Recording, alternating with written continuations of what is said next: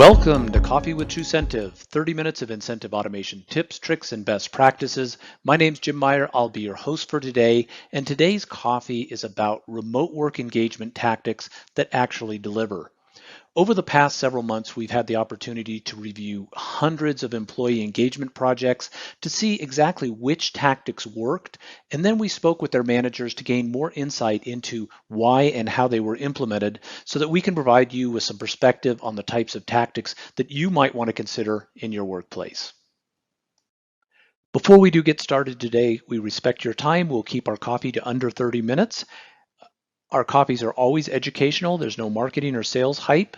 We also like to keep them current. So if you do have a suggestion for a future Coffee with TruCentive, please feel free to send it to marketing@trucentive.com.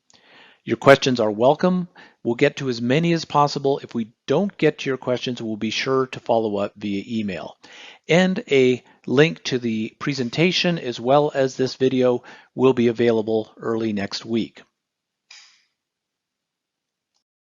We're going to start out today's coffee talking a little bit about what engagement is, the remote work reality that we all face today.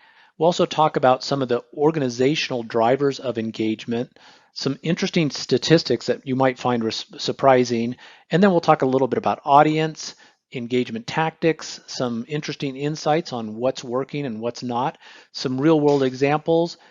Then we'll talk about some other tactics like randomization and immediacy that you might want to use in your programs, and then we'll follow up with Q&A. Note that we have each slide marked with either tactic, insight, or example so that when you do download this presentation, you can look at the different pieces and determine what that content type is. Well, let's get started. Now I'd like to talk a little bit about employee engagement. Employee engagement's the direct result of company culture, the employee's personal experience, and we'll be talking a lot about this today in how we might enhance that experience to ultimately drive greater engagement.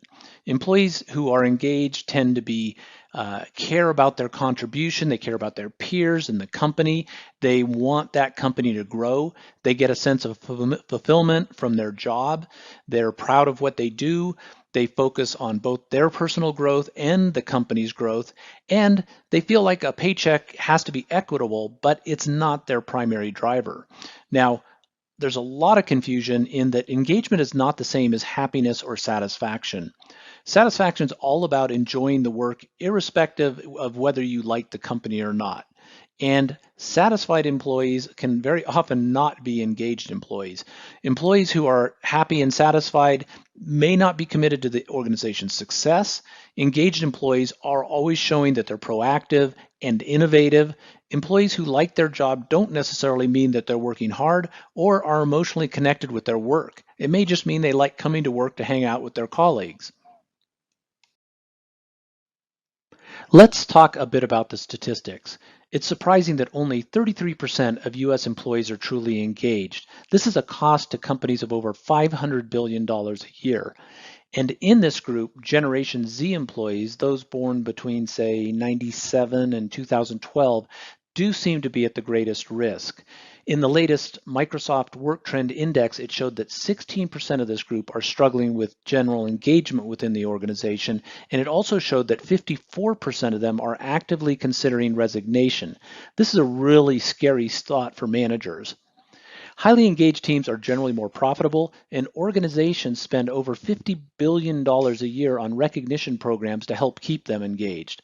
Unfortunately, the lion's share of these funds still go to programs that focus on tenure, even though in many of these organizations, 42% of the employees don't even know they exist. We'll talk a little bit about rewards and the benefits of anticipation in a bit, but in this case, there's no anticipation for a large number of the employees in these organizations. I think we all appreciate that there are a lot of advantages to remote work for both the employer and the employee. Employees are 40% more productive on average and have 41% fewer absentee days per year. Retention of remote workers is also more likely. A recent study showed that 54% of employees say they would change jobs for more flexibility, and companies that have implemented remote workforces show about a 12% lower turnover rate. And while all this sounds great, building that emotional commitment is difficult in a remote environment. It's difficult even in a hybrid environment. It's also important to note that what works to influence those emotional connections is also always changing. Just as free kegs, snacks, premium coffee preference come and go, engagement trends and motivators do too. You may be familiar with the Ultimate Guide to the Best Places to Work. This is a report put out by Quantum Workplace, and they publish it every year, and they survey more than 47 metro areas across the U.S. to understand what defines the best places to work.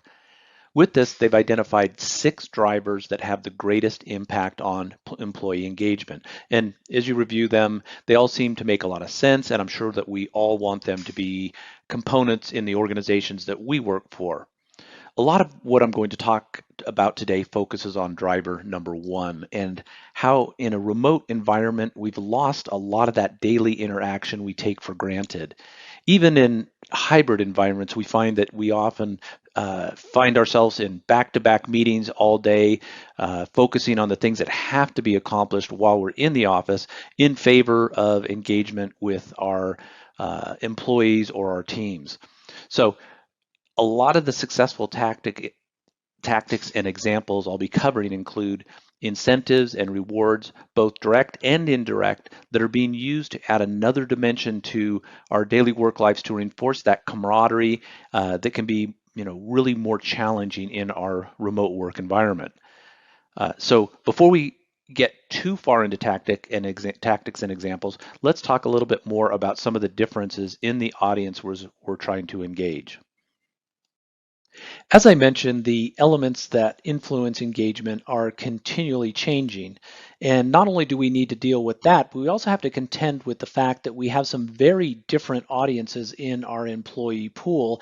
And those differences will impact how we use tactics to influence them to engage with the organization and with management. Of these different audiences I'm going to go through, I want to talk a little bit about what they prefer with regard to feedback, rewards, and recognition. So let's start with Generation Z. I know we talked about this audience a little bit. These are individuals born between 1997 and 2012, so they are generally fairly new to the workforce. With regard to feedback, they were raised in that instant on feedback generation, so they prefer near continuous feedback. In fact, it's something that's almost needed. And this is especially true or important given that they're also likely are at highest risk employees.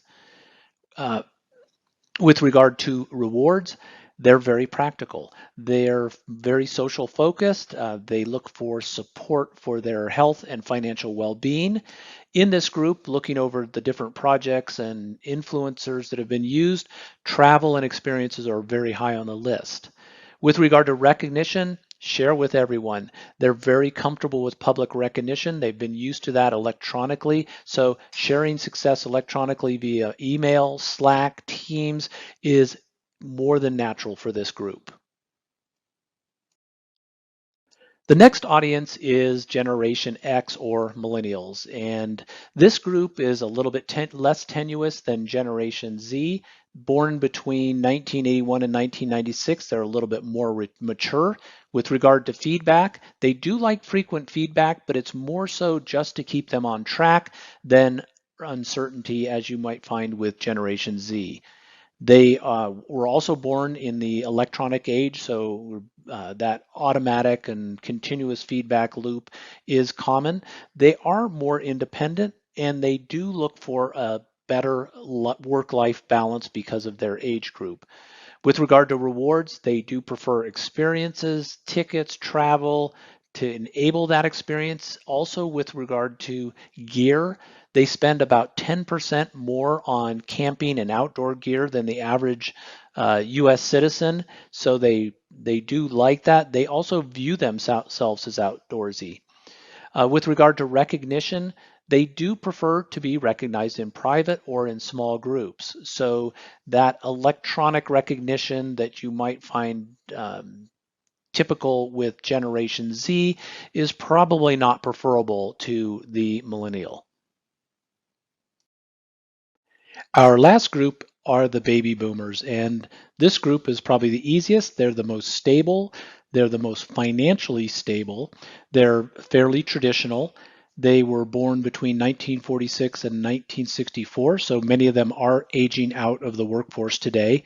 With regard to feedback, they like feedback. They like it to be infrequent but more meaningful. So this typically means bigger gestures, but less frequent.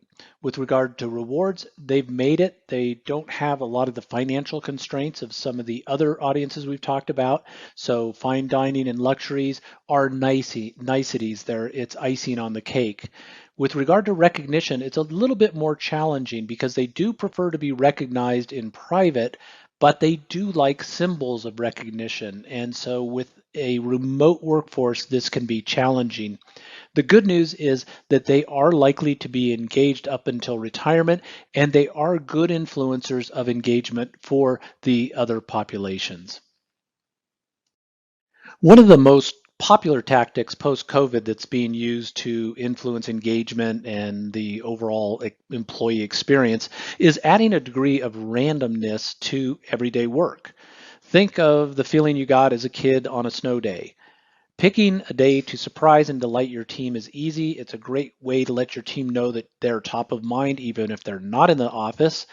And themes are a great excuse. There are at least 10 interesting days every month. I think Taco Day is coming up in a week or two.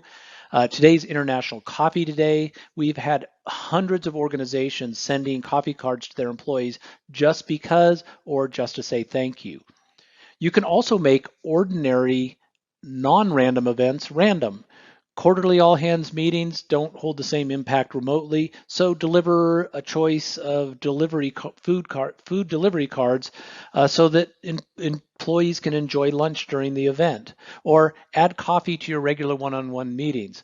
Predictability is the precursor to boredom, so adding some randomness is a great way to get your employees moving and engaged. Here's an example of a random event. One of the leading spirits providers decided they just wanted to do something nice for their employees. So they decided that International Coffee Day was a great day to do it. They sent each employee a surprise $20 coffee recipient choice email. The email let the employee choose the coffee of their choice. Because they have employees all over the US, they wanted to make sure that everybody was covered, and it went over wonderfully. People were engaged, they were talking about it, so the goal was just to generate some excitement, and it worked great.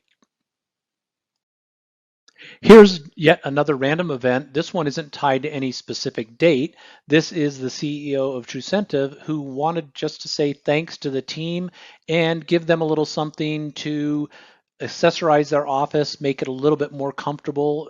And so she developed a nice looking template with some suggestions on some potential things they might want to add to their office and put a $100 Amazon gift card and sent that to all the employees. After the first of the year, we saw a dramatic increase in the number of projects around mental health in the workplace. Companies wanted to show that they truly value mental health and the well-being of their employees. COVID put a tremendous amount of stress on not only employees, but employers. And dealing with this new remote work environment has been a real challenge. Encouraging employees to manage their mental health, to help them de-stress and rejuvenate, to have a healthy lifestyle, both with regard to diet and exercise, to help reduce those feelings of depression and anxiety and isolation that they might get working from a remote office, goes a long way to help them beat that pandemic fatigue. World Mental Health Day is October 10th, and it is a great opportunity to give employees that little extra push to consider their own mental health. The risk of depression is 71% higher than before the onset of COVID-19. So, encouraging them to pursue their passion, refill their cup, it can have a lasting impact on their ability to go the extra mile to assure your organization's success. It doesn't take a lot of effort to give employees the opportunity to re-engage with a hobby or sport, a new pair of running shoes, hiking boots, maybe it's just a day at the spa, but that may just be what it takes to motivate a more healthy lifestyle, which will pay dividends throughout the rest of the year. The next tactic I want to talk about is immediacy, and it's really more of a requirement than a tactic. Immediate rewards are imperative if you want to keep that association of a event and that actual reward. If you want people to feel that that activity was beneficial and valuable, a quick reward is required. In addition, if there is anticipation of some type of reward for event, the sooner it comes, the more intrinsic value it has, and the less important the actual dollar value of that reward is. And that leads us to believe that potentially small rewards more often is more beneficial than fewer large rewards. Another tactic that's gaining popularity is the thought of getting feedback post incentive or reward. In this case, you can see we've got a series of reminders that go out if the incentive has not been claimed. This is on the left-hand side. In this case, this particular program runs for 90 days, so the incentive lasts for 90 days. Those who don't claim get their money back. But in the case of this reminder, we have a reminder of 3 days after the initial incentive or rewards provided to the employee, and then another 7 days another reminder goes out, and in this case, it's a 90-day expiration on the incentive, and on day 85, another reminder goes out, kind of a last chance. At any time, if the incentive is claimed, we move over to the right side where we have the incentive claimed reminder. And this reminder, of course, because they've already claimed their incentive, doesn't have anything to do with the actual redemption of the incentive. It can have additional calls to action, and that can be all kinds of calls to action, whether it's surveys or additional information. And in this case, it's give us feedback on how we're doing. Getting feedback on that last message is easy. There's no better time to ask for feedback than when you've just given somebody an incentive or a reward.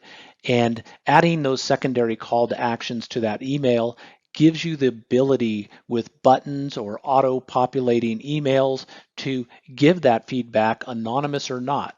You can use things like Google Forms. Most of the survey tools and form tools will give you a free account to do basic forms to provide the feedback. So it's really simple to get that feedback and essentially build a program that continually gives you that 360-degree view of the program by measuring that additional feedback. And essentially, as I like to say, you can experiment your way to success using the feedback that your recipients are providing. Broadcasting recognition amplifies the impact of that recognition across the organization. It amplifies it for the recipient, or in the case of teams, the team members. One of the biggest challenges with remote work is the ability to communicate a recognition event in a way that actually adds value. Traditional in-meeting congratulations, when conducted online, they kind of fall flat. They tend not to resonate well. Companies are taking it a step further and broadening their reach by using email, which is a bit boring, or appropriate Slack or Teams channels. It's easy to broadcast to multiple channels. Both Slack and Teams have a unique email address associated with a channel. A simple email to multiple addresses covers multiple channels. External recognition varies greatly depending on company culture and market. Once again, don't forget your audience. Not everyone prefers public recognition.